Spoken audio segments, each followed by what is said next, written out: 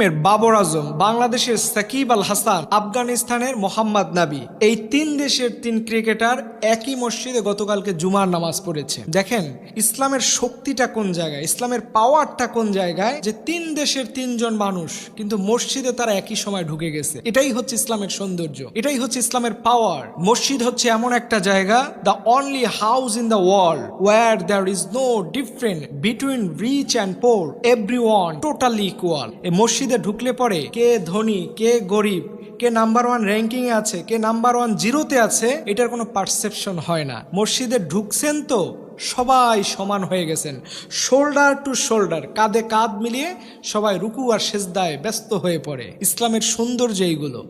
এবং আপনি এই যে ইসলামের নামাজের ব্যাপারে যে গরিব বড়লোক ধনী গরিব সবাই যে একত্রিত হয়ে নামাজ পড়ে, এই সৌন্দর্য আপনি পৃথিবীর অন্য কোনো ধর্মের মধ্যে পাবেন না। অন্য ধর্মে গরিবরা চাইলেই সব জায়গায় দাঁড়াতে পারে না, অন্য ধর্মে চাইলেই গরিবরা সব স্থান দখল করতে পারে না, কিন্তু নামাজে যে ব্যক্তি গরিব হোক কিন্তু আগে চলে গেছে, ওর জন্য ইসলাম বলে ওই ফার্স্ট কাতার ওই বসবে।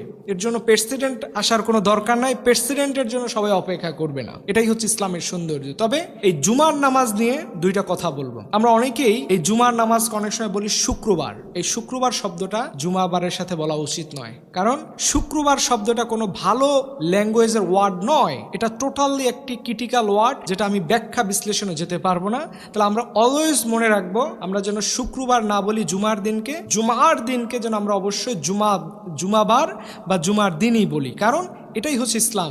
শুক্রবার শব্দটা এটা অ্যাভয়েড করা উচিত, এটা খুবই বাজে একটা নেগেটিভ ওয়ার্ড। এরপরে দ্বিতীয় নাম্বার দেখবেন, আমাদের মধ্যে অনেক মানুষ জুমার দিনে নামাজ পড়াকে শুধু মনে করে যে এটাই মনে হয় ইসলামের নামাজ।